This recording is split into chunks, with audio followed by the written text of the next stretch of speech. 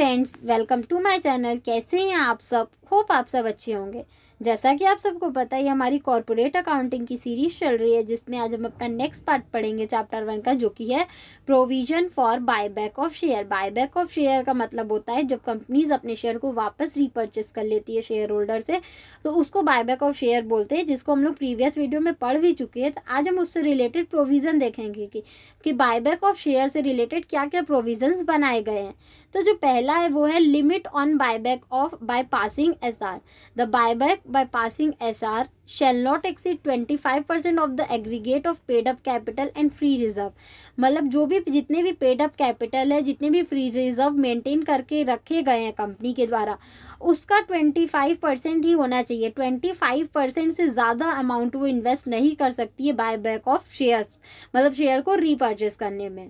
Time limit for completion of buyback. Buyback shall be completed within 12 months from passing of SR और board resolution as the case may be. चाहे वो SR में, चाहे वो board resolution में पास करने से 12 महीने के अंदर बायबैक कंप्लीट होना चाहिए, मतलब शेयर का बायबैक का प्रोसेस कंप्लीट हो जाना चाहिए।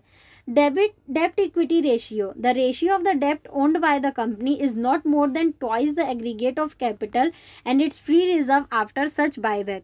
मतलब जो भी बायबैक करने के बाद जो भी उसका फ्री रिजर्व है और जो भी उसका कैपिटल है, ठीक है, जो भी कंपनी का डेप्ट रेशियो है वो क्या होना चाहिए, ज़्यादा नहीं होना चाहिए उसके कैपिटल से, ठीक है, और उसके फ्री रिजर्व से। बायबैक करने के बाद ये कंडीशन बोल रहा है कि उसका जो भी डेप्ट का रेशियो है, डेप्ट ओन का रेशियो है, वो ज़्यादा नहीं होना चाहिए twice the aggregate of capital and free reserve. मतलब कैपिटल और फ्री रिजर्व का ट्वाइस करने पे, मतलब दुगना करने से ज़्यादा नहीं होना चाहिए डेप्ट का रेशियो, ठीक है। नेक्स्ट जो है वो है fully paid up shares. Fully paid up shares का मतलब क्या है? All the share for buyback must be fully paid up, that is partly paid up shares not allowed. मतलब जो भी उस शेयर्स का प्राइस है, जिस शेयर्स को आप बायबैक कर रहे हो, उस शेयर्स के पूरे प्राइस को आपको पेड करना ज़रूरी है। पार्टली पेड अप वहाँ अलाउड नहीं होगा, मतलब आप पार्ट पार्ट में पैसे करके नहीं दे सकते, आपको फुली पेमेंट करना होगा उस शेयर्स का, जिस शेयर्स का आप बायबैक कर रहे हो। Declaration of solvency. The company shall file within the registrar a declaration of solvency stating it will not be rendered insolvent within next 1 year। Company जो है उसको रजिस्ट्रार के पास एक फाइल करना होगा, और declaration of solvency स्टेटिंग it will not be rendered insolvent with in next 1 year. जिस year वो बायबैक कर रही है शेयर का, उसके 1 साल के बाद तक वो अपनी कंपनी को इंसॉल्वेंट घोषित नहीं कर पाएगी, मतलब अपनी कंपनी को इंसॉल्वेंट डिक्लेरेट नहीं कर पाएगी 1 साल तक। जिस साल वो बायबैक कर रही है शेयर का, उसके 1 साल के अंदर वो कंपनी को इंसॉल्वेंट डिक्लेयर नहीं कर सकती है। Prohibition on further issue of similar share for the period of 6 month.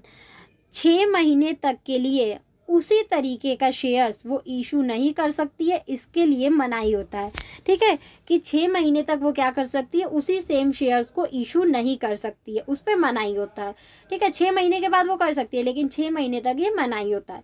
तो ये बेसिकली कुछ प्रोविजन थे बायबैक ऑफ शेयर से रिलेटेड। होप आपको ये टॉपिक समझ में आया होगा। फिर भी किसी को कहीं कोई भी प्रॉब्लम हो तो आप मुझे कमेंट सेक्शन में कमेंट करके पूछ सकते हैं।